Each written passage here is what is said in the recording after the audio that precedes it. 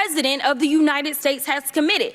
But when we start talking about things that look like evidence, they want to act like they blind. They don't know what this is. These are our national secrets. Looks like in the shitter to me. This looks like more evidence of our national secrets, say on the stage at Mar-a-Lago.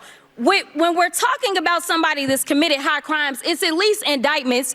Let's say 32 counts related to unauthorized retention of national security secrets, 7 counts related to obstructing the investigation, 3 false statements, 1 count of conspiracy to defraud the United States, falsifying business records, conspiracy to defraud the United States, 2 counts related to efforts to obstruct the vote certification proceedings, 1 count of conspiracy to violate civil rights, 23 counts related to forgery or false document statements, 8 counts related to soliciting, and I could go on because he's got 91 counts pending right now. But I will tell you what the president has been guilty of. He has unfortunately been guilty of loving his child unconditionally, and that is the only evidence that they have brought forward. And honestly, I hope and pray that my parents love me half as much as he loves his child. Until they find some evidence, we need to get back to the people's work, which means keeping this government open so that people don't go hungry in the streets of the United States. And I will yield.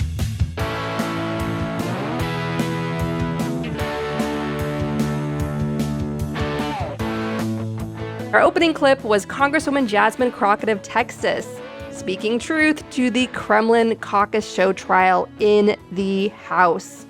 And I'm Andrea Chalupa, a journalist and filmmaker, the writer and producer of the journalistic thriller Mr. Jones, the film that the Kremlin and its lobbyists in Congress don't want you to see. So be sure to watch it.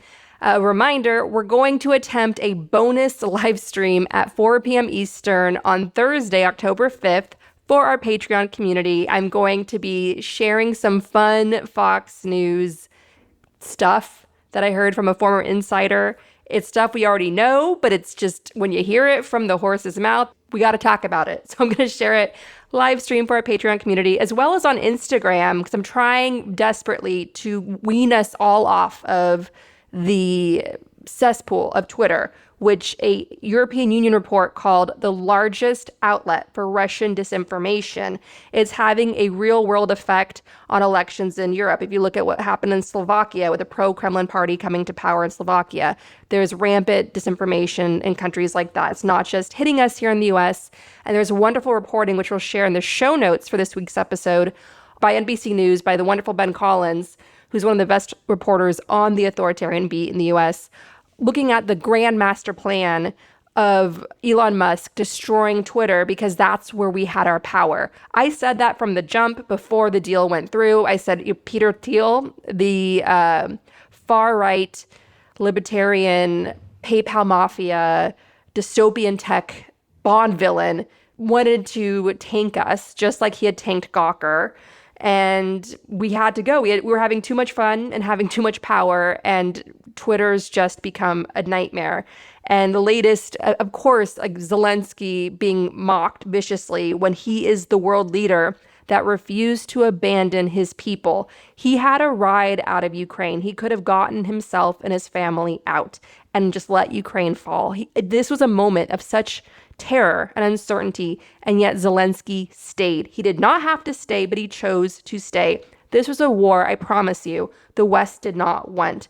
They were preparing Ukraine to fall and to be supplied with support for guerrilla warfare. They were preparing for an occupation, another Afghanistan disaster. And Zelensky staying changed everything. And that is why Ukraine survives today and continues to fight this existential genocide. And Twitter, apartheid Barbie, Elon Musk, the child of degenerates who has like a string of babies out there because he's got some sick fantasy of populating the world with his fascist super sperm.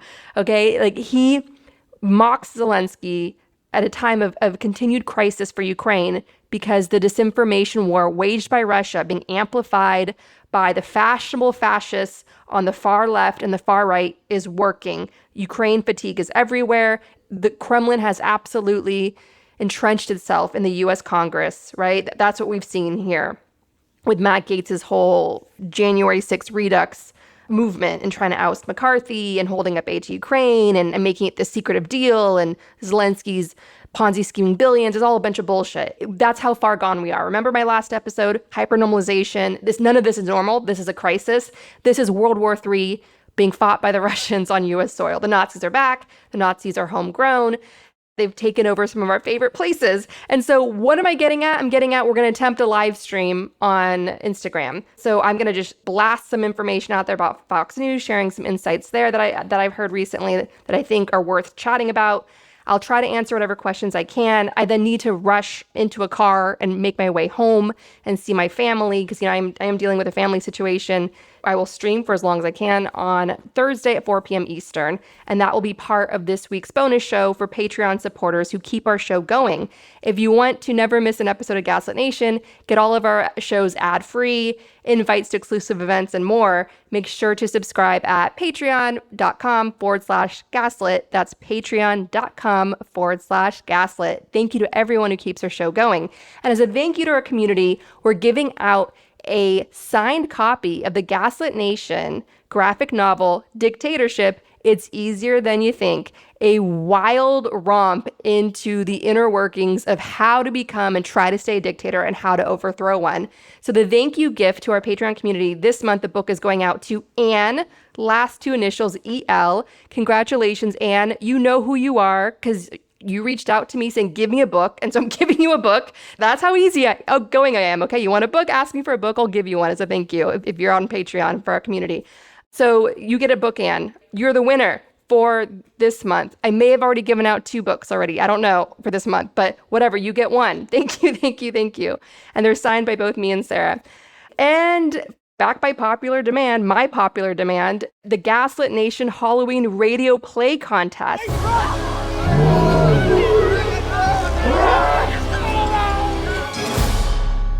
Send us your submissions to gaslitnation@gmail.com by Thursday, October 18th to get your radio play produced and played on Gaslit Nation. Let your freak flag of creativity fly. Make art. Take back your mind. Don't let these assholes win.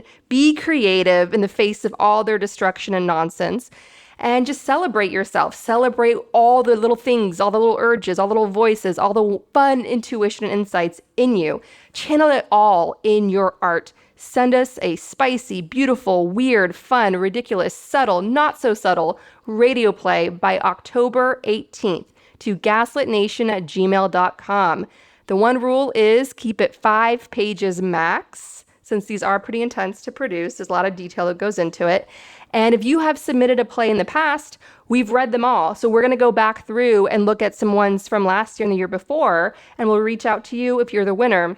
We'll be selecting one winner, and you'll get produced and performed on Gaslit Nation. Thank you to everyone who makes art, and thank you to everyone who fights for your mind, because that's what they're trying to do. They're trying to demoralize us and get us to give up, and instead we're going to be hope defiant.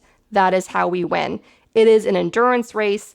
Every single right that we enjoy today is the product of an endurance race. It is our turn now to run the endurance race, and we are going to win. We are going to outlast and outbuild these Nazis. All right, speaking of, we're having a super fun phone bank for Virginia because posh Trump, Glenn Youngkin, wants to take over the state government of Virginia so he can ban abortion, do that, a 15-week ban, which is essentially an abortion ban. Youngkin is a disaster. He's been rolling back environmental policy in Virginia. He's been building a groundswell of far-right support, which possibly puts the state at risk for a Republican pickup in Electoral College in 2024. So to build our own grassroots protection to fight back against that, we're getting out the vote for the upcoming Virginia elections this November. Join me at a phone bank on Thursday, October 26th, a Gaslit Nation phone bank with our friends at Sister District. Thursday, October 26th at 6 to 8 p.m. Eastern, I'm going to be giving away 3 signed copies of the Gaslit Nation dictatorship graphic novel to folks that join me at this phone bank to get out the vote and make calls to the all-important race, the local state races in Virginia. So much is on the line. It's not just quality of life issues and environmental protections and environmental regulations and a big influential state like Virginia using all of its power to take bold action in the climate crisis, right? Important stuff that Glenn Youngkin is trying to roll back now because he's mobbed up with big oil and coal. It's also the Electoral College in 2024. We secure Virginia now in these all-important state elections that allows us to breathe a little bit easier heading into 2024, okay? So join me again Thursday, October 26th at 6 p.m. Eastern. There'll be details in the show notes for this week's episode. I'll be blaring on about this all month long. All right, so let's get to Matt Gaetz, who looks like he carries roofies in a Pez dispenser. Matt Gaetz, who should be in prison, not holding up much needed aid for Ukraine, which is, of course, fighting off a genocide. He's making us look like an unreliable ally. Russian state TV cannot get enough of Matt Gaetz. They are gloating about this. Matt Gaetz is a proud January 6th insurrectionist. He told Steve Bannon on his podcast that they're really proud of the work they did in trying to violently overthrow our government January 6th. He should not be in Congress. He should be in prison. He had that close friend, that wingman, Joel Greenberg, who has been sentenced to 11 years in prison for sex trafficking, right? Gaetz was part of that investigation. He was accused of having sex with an underage girl. He showed nude photos on the floor of Congress. He was accused of being part of a sex trafficking operation. I mean, just look at him. Look at that face. I mean, it says it all. Matt Gaetz looks like a date rapist, so I believe all those charges. Why did the DOJ let him go? Because it's Merrick Garland's DOJ. So that's reason number one. And as part of that, the excuse that was given in reporting by CNN was that the DOJ, the prosecutors, didn't feel that their witnesses in that case were reliable, which is bullshit. Maybe Gaetz was a snitch that helped land Greenberg, but it's very much in the overall culture of Merrick Garland's DOJ where the big fish, like the members of Congress, like the other coup plotters like Steve Bannon, are allowed to walk around free, and it's the people around them that are suffering. It's all by design, right? It's Merrick Garland's DOJ. He wants proximity to power. He's somebody that doesn't want to upset the hornet's nest. He's as corrupt as they come. He's one of them. Steve Bannon just did this rant on his podcast where he was threatening putting Merrick Garland in prison when Bannon and Trump, supposedly come back in power in 2024. He's like, we're going to come get you. We'll play a clip of that now. Your day's coming, dude. After January of 2025. When we go back over this whole illegitimate regime and we get into the receipts, he should be in prison for the rest of his life. And my God, if we do our job after we win, he will be in prison for the rest of his life. They're not going to do anything to Merrick Garland. Let's say Trump does come back into power. Merrick Garland's going to enjoy a cushy retirement, giving speeches to the Federal Society. He's fine. He's done his work, letting Gaetz and the rest of the coup plotters off the hook. The stormtroopers, 1,000 or so insurrectionists, are going to be freed and walk free. We could point to any person around him and be like, this is why Merrick Garland's corrupt. This is whose payroll he's on.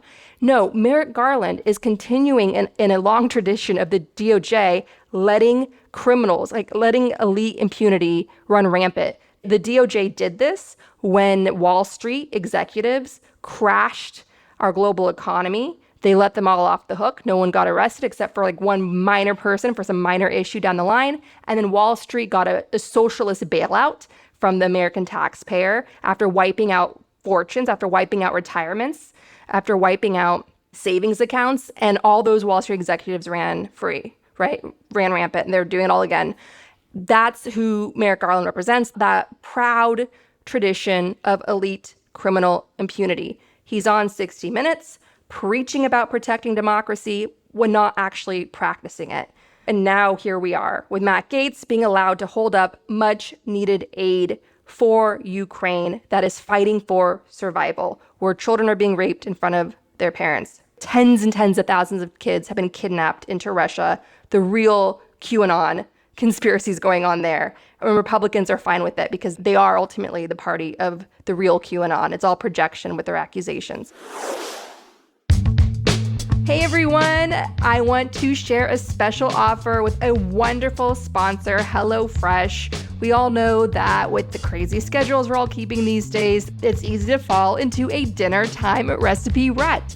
If you're like me with 2 little kids and fighting fascism, you want to have a routine that keeps things simple and easy, but not boring. And that's where HelloFresh comes in. I love it because it saves me time and it saves me money, and it literally and figuratively adds some spice to our dinner nights. It's like eating restaurant quality at home for 25% less than takeout. It is so easy to want to hit that takeout button, but that gets expensive, so that's where HelloFresh comes in as the happy medium. It's cheaper than grocery shopping and less expensive than takeout. That means less stress and more savings. Now our listeners can try HelloFresh with this special offer.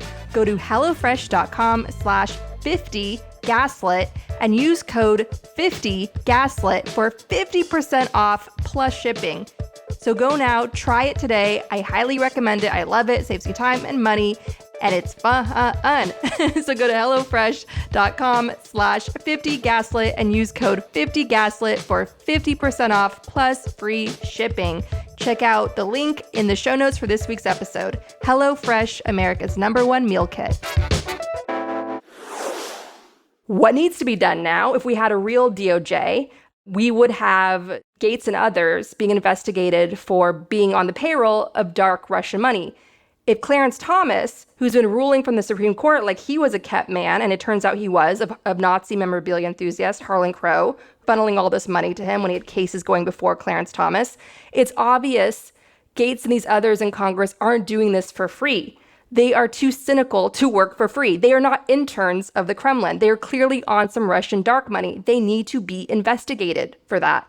And that's probably why Trump is now suing Christopher Steele, the former MI6 officer who investigated Trump's Kremlin ties and produced what's now known as the infamous Steele report, which accurately pointed to longtime Kremlin operative Paul Manafort being the center node between the Trump-Russia operation that brought the Trump family to power in 2016. So now Trump pops up in the middle of his 5 lawsuits to find time, to find the energy, to find the resources to sue Christopher Steele. It's obvious that there's this larger operation going on to get Trump back into power, to shut down American democracy for once and for all, and let Ukraine fall to Russia. And then once Russia rebuilds its forces in Ukraine, occupies Ukraine, it will keep going. We know that because Russia is very good at telling us what it wants to do. It has done this for years. They put up statues to Stalin for years because they wanted their Russian empire back. They wanted the Soviet Union back. They wanted to genocide Ukraine again, okay? And they're not going to stop at Ukraine. I promise you, as the person that warned everyone in a piece for Time Ideas in December 2013, that the revolution in Ukraine was going to lead to war in Ukraine, and that the statues going up to Stalin were a sign that Russian fascism was back. Reporters in the 1930s that were covering Stalin's Russia and Hitler's Germany said it was basically the same dystopia. It was just plain old fascism. It was just dystopia. So that is what they're going to bring back, and they're not going to stop at Ukraine. I promise you, they're not going to stop at Ukraine. So this whole operation by Trump to sue Christopher Steele is a chilling warning, intimidation tactic to all the would-be investigators out there saying, you don't touch us, or we will try to destroy you, or we'll destroy you, right? That's what they want. That's an invitation, everyone, now to please investigate them now. Go after them because they're trying to turn you away with this Christopher Steele lawsuit. Don't be intimidated by it. We need all the ProPublicas out there, all the journalists, all the independent investigators, all the activists, the citizen journalists to dig in to these Kremlin lobbyists in Congress because they are, if Clarence Thomas is on payroll, Matt Gaetz and others are certainly on some dark money payroll. That is my opinion on the matter. The signs are all there. If it quacks like a traitor, it's a paid traitor. Remember the New York FBI? Charles McGonigal, right? Remember in 2016 when the New York FBI was acting weird, shady, and Giuliani was cackling on Fox News saying they had some card they're going to play to really nail Hillary. He looked like he'd already won the election, even though all the polls were against them. And New York FBI reopens the email investigation of Hillary days before the election. And then that New York Times article comes out days before the 2016 election saying the FBI sees no connection between Trump and Russia. Who was their source likely for that? The New York FBI, where it turns out, as you know, we believed our eyes and ears back in 2016. We didn't need this confirmation, but it's nice to have it. It turns out one of the top agents at the New York FBI was on Kremlin payroll. Okay, so again, if it quacks like a traitor, it's a traitor. There's money motivation here. Like the Koch political dark money network that props up the Republican Party, they want to drop sanctions against Russia. They want to go back to business as usual with Russia. There's this massive Silicon Valley Koch political dark money network that we're under assault by right now. So if you feel like your head is spinning, it's because it's all deliberate. They're trying to demoralize us. They're trying to beat us down. And unfortunately, we have a DOJ that is continuing in its proud tradition of elite criminal impunity. So it's up to us to fight back. And that's what we're going to do together. We have no choice now. We've got 399 days until the election, and we just need to stay vigilant. We have to stay strong within ourselves. We need to be defiant now in the face of real fascism because the threats are real and we cannot give up, and we have to fight like hell now, just like generations before us came and fought. And now we just can't go back. There's no going back. We're only going to go forward. And that brings us to Dianne Feinstein, who passed away at the age of 90. She was a trailblazer of women in Congress. She navigated during a difficult time, of course, with the Harvey Milk assassination. And she unfortunately tarnished her legacy by not stepping down at a time that would have been more dignified for her and her family, and also for our country. She put our democracy at risk. And I want to just personally blast her staff, Dianne Feinstein's congressional staff, that kept up this charade of allowing her to stay in Congress as long as she did. Why was that so dangerous to all of us? And why are we talking about that? Even though people might say, leave it alone. She was a trailblazer in many ways. Have some respect. No, this was shameful what went on. It was absolutely shameful. Let me just explain. I'm going to start with big tobacco. That's what we're going to start with. How did the American public finally get protections against big tobacco? It was the courts. It was the lawsuits brought to the courts. It was our legal system that finally brought big tobacco to heel. That is a model for taking on the NRA and for the climate crisis. So we need the courts to be strong and transparent, especially as Congress remains gridlocked. Unfortunately, Trump and McConnell packed 30% of our courts with far-right ideologues.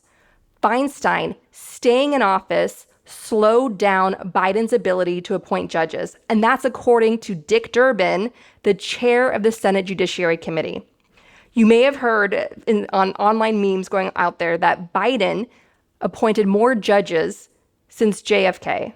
That was true way back in August 2022. Right now, Biden's at around 140 judges, with around a year left in his presidency. When Trump left office, he had appointed 100 more judges than that. So Biden needs to speed it up in the time that he has left. And Trump, of course, famously, as we all don't need to be reminded, got 3 on the Supreme Court that have made our lives miserable ever since. So if Merrick Garland ever gets around to opening a federal ethics investigation to Clarence Thomas, right, as Democrats have demanded, maybe Biden might have another judge to appoint. But Merrick Garland would have to actually do his job in order for that to happen. Judges are everything. It's why Hitler and the Nazis attacked the legal system as soon as they came to power, purging and installing loyalists, turning Germany into a dictatorship in 6 months. The far right has their eyes set on the exact same thing. Leonard Leo, co-chair of the nonsense fascist society, the Federalist Society, and the architect of Trump McConnell's court packing, he wants to come back. He wants the White House back, all right? And all of the staffers, the congressional staffers that kept up with Dianne Feinstein's charade, you should all be investigated as well for maybe taking some bribes or other favors for keeping her in power as long as you did. That was shameful, and it had real world consequences on us as Americans. It slowed down Biden's ability for months to appoint judges. Shame on you. Just to end this news recap, Trump and his two idiot sons faced New York State AG Tish James in court for her civil lawsuit accusing Trump, a career criminal and chronic liar, of fraud, including inflating his wealth by a lot to get loans. And if found guilty, the Trumps could have to pay $250 million and be barred from practicing business in New York State. In addition to that civil lawsuit, Trump faces 4 criminal lawsuits, including the New York case of hush money payments to Stormy Daniels, the Florida case of stealing our national secrets and keeping them, including nuclear secrets, lying around Mar-a-Lago, a known viper's den of foreign spies. But knowing Trump, he had his agents, the Kushners, just selling that stuff straight up to the Saudis and the Russians and China. And then, of course, there's the Georgia case and Jack Smith and D.C. case, all for trying to overthrow our democracy. So he's very busy at the moment, all while running for president. And to help us make sense of the times we're in, we have on the show this week historian Heather Cox Richardson, author of the widely popular Substack, Letters from an American, and the new must-read book, Democracy Awakening, Notes on the State of America. She's on the show, joining me and gushing over our boyfriend, Ulysses S. Grant.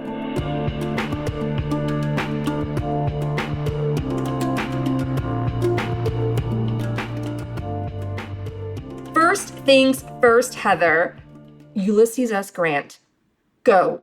Well, I'm a big fan of Grant, and people tend to remember him only because of what he did in the American Civil War, but he was actually an extraordinarily bright man. Not only was he a brilliant military strategist, but he was also an extraordinarily good politician, a very principled man. And he was also, of course, the person who really started the realist movement in American literature with his memoirs, which are simply brilliant. They are simply brilliant as a writer.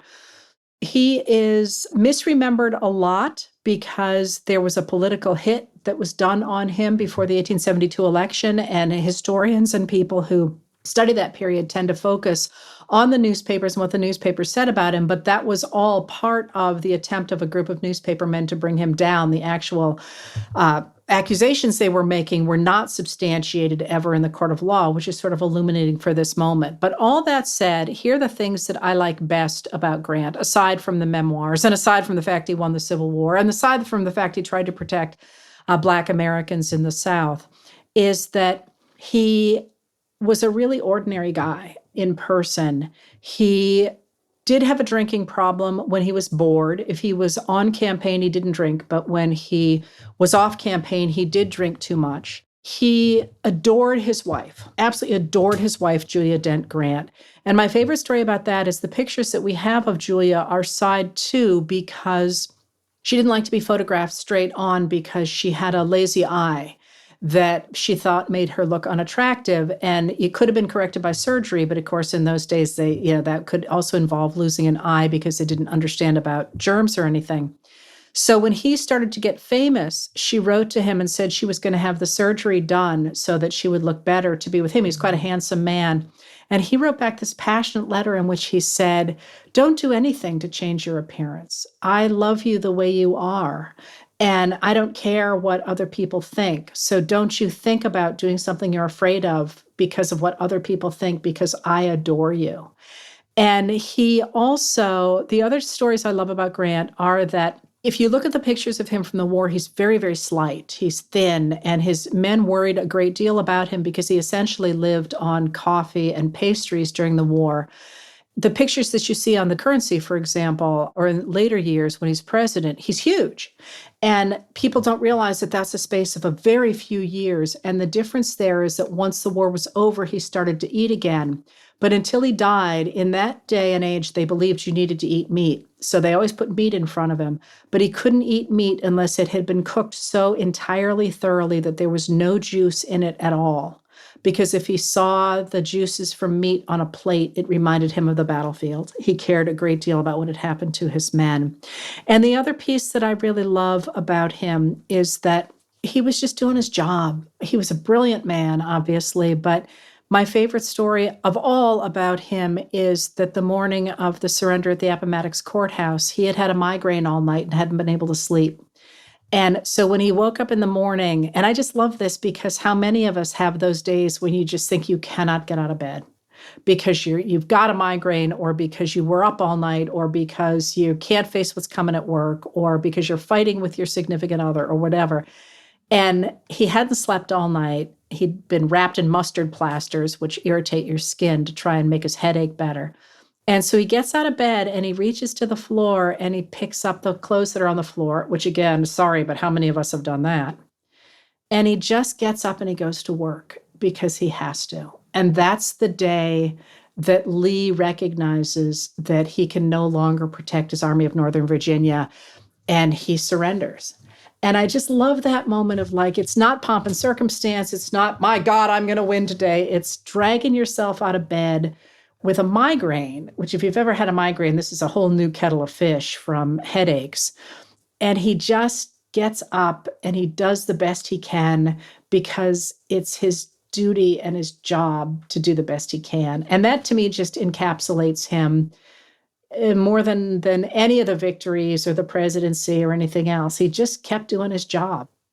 I was getting tears in my eyes listening to talking about Grant. I always say on the show, he's my boyfriend because he is. He's one of my mentors that's helping me through this time. I call Grant the original Nazi hunter because that's what he was doing. The Confederates back then that would go on, with the Deep South, with Jim Crow, like literally informing the Nazis how to create this legal structure of genocide in Germany. Grant was Nazi hunting before it was cool. He's extraordinary. He's not perfect because none of us are. And I think the circumstances of how that memoir came to be, the fact that he lost his fortune in a Ponzi scheme.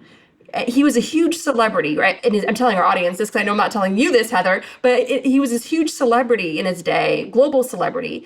And someone took advantage of him, the hot shots of Wall Street at the time, and he lost everything. His good friend, Mark Twain, convinced him to write a memoir and helped him with it, helped him get a publisher to bring in money so that his wife and kids would have something after he passed. So as he's dying, he relives his great legacy. And he's doing that not because of his ego, not to set any records straight, but literally to rebuild after he had so much taken from him and to leave his family with something.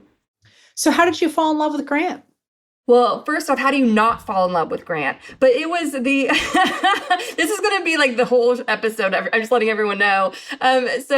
I watched Fisher Stevens, who was one of the producers of Leonardo DiCaprio, I believe, was one of the producers of that great 3-part series, I believe it was, on Grant. It was a dramatized series, and the British actor that played Grant was fabulous. My sister, Alexandra Chalupa, whose story we've told many times on the show, she watched it first, and she's the one that sang its praises. And then I watched it and really clung to it during the hellfire of 2020. And in fact, when Sarah and I announced our coup January 6th special, because we saw the coup coming. We're warning about the coup all through 2020 on the show. And as the coup was ramping up, we announced a special on it. We're like, come back here after January 6th, because we're going to talk about the coup that's about to happen. And in that episode, I think we called it Traitors and Patriots. And I ended our Gaslit Nation special announcing the coup before it happened. I ended that episode reading from Grant's own words, how we're living in a time of traitors and patriots. And he just captured the moment perfectly for us. And it's been really interesting how these heroes of history have come back. Have they been resurrected? I really do believe, as an artist, as a filmmaker, that there is something higher out there that chooses you as a creator to bring this story out into the world when people need it. I felt possessed by the Gareth Jones story. I felt like there was some hand of God that was forcing me to tell. Like, I had no choice. I was like Job in the Bible trying to run away from it for so long, but it kept pulling me back in, and it survived to be told. And people don't understand how many miracles, how many, we were just saved left and right to get that story out. And it's shown around the world right before Russia launches a second genocide on Ukraine. Like, I'm telling you, there's something there that brought that story out through me and many others. We're like a coalition of soulmates, I call it, the Mr. Jones team. And I felt that way with Alexander Hamilton, how Miranda Manuel also felt like possessed and taken over to tell this, because he was a boring, wonky founding father who cared about this treasury guy, right? But it turns out there's so much more there. And he came at a moment where we really had to understand the promises of our country, the revolution, the enlightenment that our nation, our imperfect nation, was born in, and how these individuals had to sacrifice so much to try to reach the greater promises, and how we're part of the story of fighting for those greater promises. I'm telling you, I was in the Society of Cincinnati in Washington, D.C. in November 2016, when Trump had just come to power with the Kremlin's help. And I'm listening to the Hamilton soundtrack in my ears in an institute that was founded to help Revolutionary War veterans. And I'm looking at these oil paintings of Alexander Hamilton and our founding fathers. And I'm at this event. And at this event with me are Kremlin agents, GRU agents, including one who was in the June 2016 Trump Tower meeting with Don Jr., Kushner, and Paul Manafort. And I'm just thinking, this is why Hamilton had to come back right now. So we understand that America is worth fighting for. No, it is not perfect. Yes, it was built on genocide, but we're trying to restore justice and healing and preserve and protect historical truths and fight for equality and make this country safe, not just for us as Americans, but for the whole world.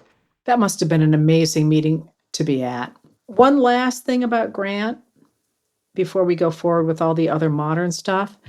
The house where he wrote that memoir still stands in New York. And somebody took me to it. I don't know where anything is. I have no sense of direction. It's still there, and you can see the porch. It's now, of course, in the middle of the city. At the time, it was a farm at the edge of the city. And you can stand, and the porch is the same, pretty much. At least that's how I remember it. And it's really, really weird to think of those pictures, because there are so many pictures of him. You know, he was dying of cancer. And he's wrapped in in blankets as he's literally writing this out by hand. And to sit there, and it's like, that's where he sat. That's in the pictures. It's pretty powerful. And now here we are all these years later, and there are, you're at a meeting with Russian agents. Such is life now in America. So let me ask you this. How did we get to this moment of crisis in America? We're on the brink of autocracy, and of course, in many states, it's already there. There, certainly for non-white people, LGBTQ plus people, and those who are pregnant. There's real fascism in some of these so-called red states, and even in parts of so-called blue states, so-called purple states. Groups of us are living under real threat on a daily level. Like, how did we reach this point? It's a reflection, I think, of a period, from 1933 with the arrival of the Democrats' policies under President Franklin Delano Roosevelt that implemented the New Deal, through 1981, when Reagan takes office to dismantle that system. We have been since then on a trajectory that tries to tear apart the period from 1933 to 1981. And in that period, Americans from all political stripes embraced the idea that the government was supposed to regulate business, protect a basic social safety net, promote infrastructure, and defend civil rights in the states. That idea that the federal government has a role to play in all those areas was called the liberal consensus, and people embraced it, as I say, across all parties. But the rise of the liberal consensus was popular enough that people stopped defending it. They stopped talking about democracy. They stopped talking about the importance of inclusion in American society for all people. And what that did is it opened the way for a small group of elites who were, or not necessarily elites, a small group of people who were eager to dismantle the regulation of business and the protection of civil rights primarily, including the idea of women taking roles outside the home that traditional religious conservatives, especially Southern conservatives, didn't like. A small group of people tried to destroy that liberal consensus, and they did so by telling a story. And it was a story about little guys that were endangered by an empire, if you will, a government that was crushing their individuality, and that in order to really make America great again, which, by the way, was pioneered not by Donald Trump, but by Ronald Reagan, you had to dismantle this state. And if you were going to do that, you had to identify the enemies who were creating the state and supporting the state. And they were all the peoples that you're talking about. So that narrative, which really took off in the 1950s, and you can see it in things like the popularity of Rawhide and Bonanza and The Lone Ranger and all the Westerns that are on television in the 1950s and the 1960s, that narrative became in the 1960s, especially under President Richard Nixon, a narrative of us, good guys, the silent majority, the white middle class, against them. And them became anybody who was looking for those things that I'm talking about, the regulation of business, a social safety net, infrastructure, or the protection of civil rights. And from that, of course, we got a government under Reagan that went and gutted the middle class, pushed through a number of laws and tax cuts that really moved wealth upward dramatically and made the rest of the country really fall backward. And with that, it created a population that was eager to demonize that other group of people, those others. And from that, and this is really obviously a drive-by history here, but we get Trump in 2016 holding up a mirror to those disaffected people and saying, look, I can give you what you want. I'm racist, I'm sexist, and I'm going to make your healthcare better. People forget this, but he talked about healthcare, he talked about fair taxes, talked about bringing back manufacturing, he talked about infrastructure. I'm going to give you all those things that you have been primed to want since 1981 and to some degree before that. And from that, of course, we get Trump in office and his real attacks on our institutions and on the institutions that are so important for protecting democracy because they are staffed by people who are nonpartisan and at least in their professional lives and simply want to protect the guardrails of a democratic system. Those guardrails are in real trouble now. At the federal level, certainly if the Republicans continue to grow in power at the national level, you look at the 2025 project and you ought to break out in hives because it is a blueprint for authoritarianism. But certainly at the state level, and at the state level where Trump was so effective at packing Republican Party officials with his own people, we have things like you're talking about the 14 states that have imposed really draconian restrictions on abortion and on LGBTQ rights, even though a poll that was taken just the week that you and I are recording this says that only 9% of Americans believe that abortion should be illegal in all cases whatsoever. You can't get 9% of people to agree on, what time to have lunch. The idea that somehow they are representing the majority is just a fantasy. But we've ended up now in a place where, because of that, I think that story and the fact that a lot of people weren't paying attention because the guardrails seemed as if, maybe it's not a president you like, but how much damage can he really do? Now we've lost those guardrails and we have a much better sense of how much damage could he really do. And the answer is all of it. Yep, absolutely. And so in terms of, in Democracy Awakening and in your brilliant Substack and wherever you appear, so I've watched your YouTube videos and it's so fun hanging out with you through the power of YouTube. What are your lessons from history on how we protect ourselves now and how we build a livable future? Because I think people are seeing authoritarianism as this smash grab for power, of population control, population culling in order to fight for survival in this Mad Max wasteland as the climate crisis asteroid hits and we live in this totally inhospitable, lawless, ungovernable world. And ungovernable, I'm using that, of course, from the Pentagon, America's own national security reports of where we're headed. So what lessons do you have for us in this moment of time? Like, what can we look back on in history in terms of how to protect ourselves now and build a livable future? So one of the things I think is really important to do is to remember to keep things in the correct lanes. That is, it's really easy to feel overwhelmed if you think about it all and you think you have to fix all of it. And so one of the things that I try and focus on is what part of this I can affect. And so I have a dear friend whose big concern is fresh water. And she says, if we could just make sure everybody in the world has drinkable water, we could fix so many things, because if you don't have drinkable water, you're susceptible to all these diseases, and you have high mortality rates, and on and on and on. She said, I don't understand why everybody doesn't care about getting people fresh water. That should be everybody's top priority. And I said to her, well, actually, my top priority is getting people elected who care about getting fresh water to everybody. So one of the things to do is to figure out what your lane is. She's really working hard on getting people fresh water. I'm not working on that at all, because she's working on that. I'm working on getting people elected who will make that a priority, or make those sorts of policies a priority. So the first thing to do, I think, is to make sure you're not trying to fix everything at once, because fixing the issue of climate change, and it's really dire, is a question of making sure we have the people in place who will make that a priority.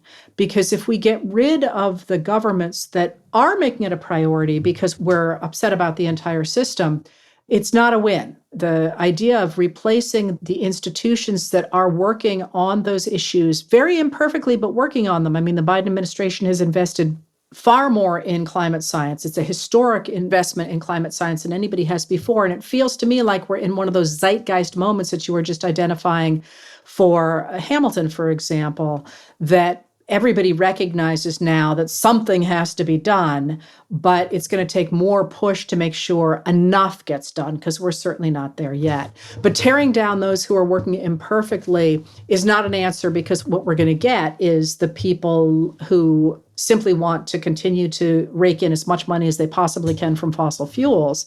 And that's not going to take us in any way near where we need to go. But I think that from history, the story that we don't tell enough, and that is so crucial in this moment, is that what really creates change is, first of all, changing the way people think about things, by telling the right stories, but also by creating communities that act on those stories. So one of the things that really jumps out to me, and I'm 60, and I don't feel like this has been the story of my life. I feel like this has really started coming to the fore in the 1990s and the 2000s, is people saying to me, I'm only one person, what can I do?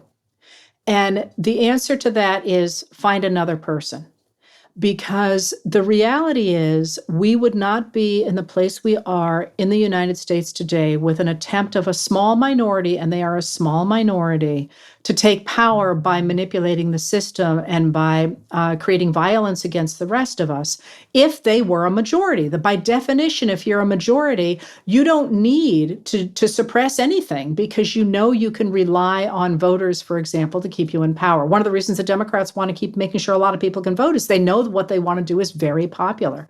So recognizing that the reason the political minority, is trying so hard to manipulate the system is because they know that if, in fact, we recognize our strong majority, they won't have a leg to stand on. So the idea of finding someone else is incredibly important. And there's a number of organizations that do that help you figure out who else in your ruby red area is actually thinking the way you are.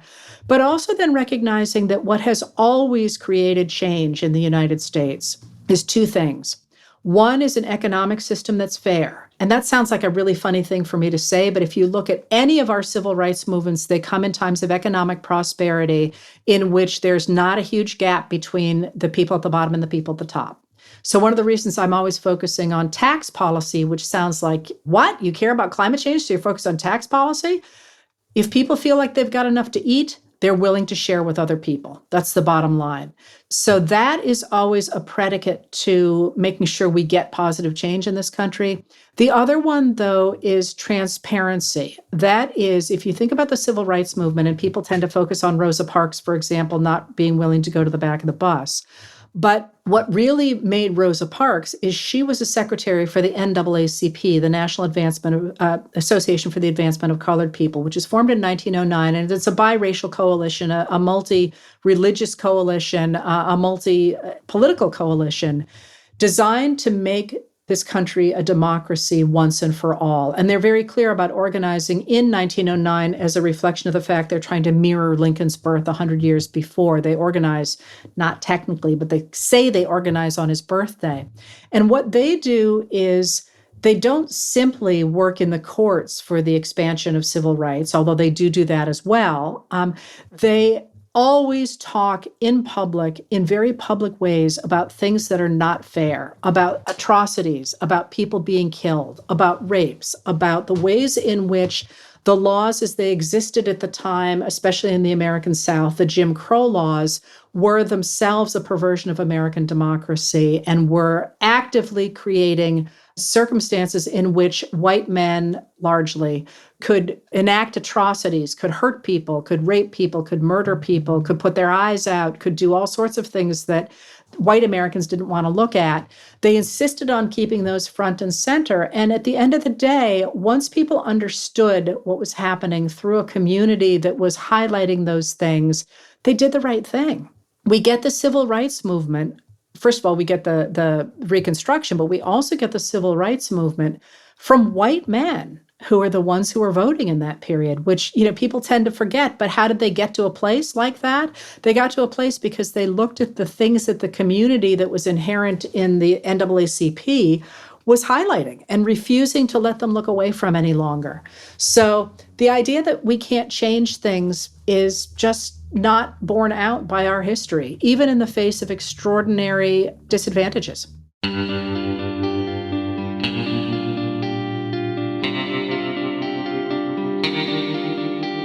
Our discussion continues, and you can get access to that by signing up on our Patreon at the Truth Teller level or higher. To help people in Maui rebuild after the fires, donate to the Maui Strong Fund at hawaiicommunityfoundation.org. That's hawaiicommunityfoundation.org. Since Matt Gaetz and the rest of the Kremlin caucus want to hurt Ukraine needs all the help it can get as Russia's genocide continues. Donate to Razum for Ukraine at razumforukraine.org. We encourage you to donate to the International Rescue Committee, a humanitarian relief organization helping refugees from Ukraine, Syria, and Afghanistan. Donate at rescue.org. And if you want to help critically endangered orangutans already under pressure from the palm oil industry, donate to the Orangutan Project at theorangutanproject.org. Gaslit Nation is produced by Sarah Kenzie and Andrea Chalupa. If you like what we do, leave us a review on iTunes. It helps us reach more listeners. And check out our Patreon. It keeps us going. Our production manager is Nicholas Torres, and our associate producer is Carlin Daigle. Our episodes are edited by Nicholas Torres, and our Patreon-exclusive content is produced by Carlin Daigle. Original music in Gaslit Nation is produced by David Whitehead, Martin Vissenberg, Nick Barr, Damian Arriaga, and Carlin Daigle. Our logo design was donated to us by Hamish Smith of the New York-based firm Order. Thank you so much, Hamish. Gaslit Nation would like to thank our supporters at the producer level on Patreon and higher. Withrow C. Newell, Chick Quinn, Lily Wachowski, Sean Rubin, Todd S. Perlstein, Kenny Main, Ellen McGirt, Joel Ferron, Karen A. Deal, Larry Gasson, Brian E. Castor, David Collier, Tatjana Birch, Karen Heisler, Ann Bertino, John Millett, David East, Ida, Joseph Mara Jr., Julie Matthews, Mark, Barbara Kittredge, Matthew Womack, Sean Berg, Kristen Custer, William Barry Reeves, Emmy, Kevin Gannon, Mike Christensen, Sandra Collins, Katie Masuris, Emily Fenning, James D. Leonard, Leo Chalupa, Carol Golstad, Jason Benke, Marcus J. Trent, Joe Darcy, Ann Marshall, Jeremy Lewis, Trigve, D.L. Singfield, Nicole Spear, Abby Road, Margaret Romero, Z.W., Sarah Gray, Diana Gallagher, John Ripley, Leah Campbell, Jared Lombardo, Ann Marshall, and Tanya Chalupa. Thank you all for your support of the show. We could not make Gaslit Nation without you.